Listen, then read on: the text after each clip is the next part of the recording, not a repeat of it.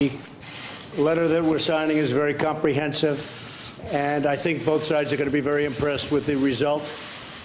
President Trump signing a one-page agreement with North Korean leader Kim Jong-un. It agrees the U.S. will give North Korea unspecified security protections and promises denuclearization of the Korean Peninsula.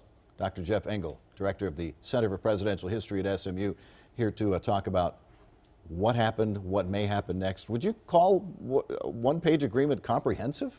No, it's not. And I think we need to recognize that this is a historic moment. This is a dramatic moment. And in fact, it's really a good made-for-TV moment that the entire world is paying attention to these two gentlemen signing something. But the substance of what they're signing is actually no different whatsoever from what the North Koreans have agreed to 6 or perhaps 8 times before in terms of what they're pledging to do. And each time, of course, they've broken it. The most significant change, it seems to me, is President Trump is agreed at this point to total denuclearization of the entire Korea Peninsula, which essentially means the United States leaving the peninsula, and which is what the North Koreans have wanted since 1953. My understanding is we don't have nuclear weapons on the on the Korean Peninsula anyway, but we certainly have them within range of the. And so what North Korea wants is you can't reach us with your nuclear missiles. Right. I mean, North Korea is silly if they think they can't be reached with their nuclear missiles. I mean, we can get them from Nebraska if we had to. Right. We can fly bombers over. But what's really significant is that American troops being essentially in the line of fire, whether it was in Germany during the Cold War or on the Korean Peninsula at the DMZ since the last 75-odd years, that was really a key figure because we knew that the American people would want their troops protected, which meant that we knew that they would perhaps use nuclear weapons.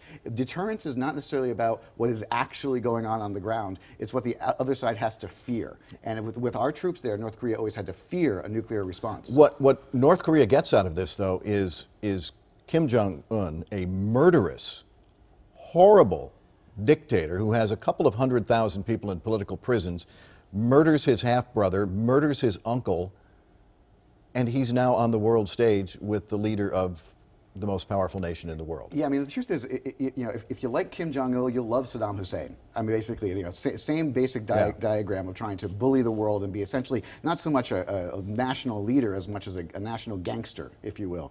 And so the very fact that we have the American flag and the North Korean flag lined up next to each other on an equal level means essentially that the North Koreans, I hate to use this term because I don't think we should think in terms of winners and losers, but for this case, won the summit before it began. Because the North Koreans have been trying to get that sort of international legitimacy both domestically and internationally, which is to say now Kim can go back to his people and say, look at me, I'm a global leader. I've negotiated with the Chinese. I've negotiated with the President of the United States. Right. They have wanted this for decades and decades, and now they have it. And there's some thought that China may try to, China wants to be the player in this region, not North Korea. China may try to undermine an agreement between the United States and North Korea. Yeah, this is where I think the president needs to be really careful because he has to remember everything in the world is interconnected. And so we need the Chinese, we need the Russians, frankly, we need the Japanese and the South Koreans to make any deal in this area work. We need our allies to be on our side. He seems to view it like a real estate deal, which is it's between you and me, and everybody else is just on the periphery. I think, I think President Trump, to be honest, is both transactional. He thinks that you and me, and he's trying to win the next news cycle, always the next news cycle. If we go back to what he did earlier this week, which I think is equally important, perhaps more important, the summit in Quebec between the G7, which they're now calling the G6+1, was essentially the entire global economy, the leaders of the global economy, and more importantly, the biggest democracies in the world, our fundamental allies, basically gave us the finger, and we did the same to them. And the problem with that is not necessarily that Trump is necessarily arguing with those people over trade. It's that he then has to turn around and pivot and say, now I need your support in other areas of the world, whether it's North Korea, whether it's Syria, whether it's dealing with Russia. And at this point, if you make enemies of your friends, you don't have many friends at the end of the day. Right, when you need them to make the other deals. Thanks. Good to see you. Always good to see you, too.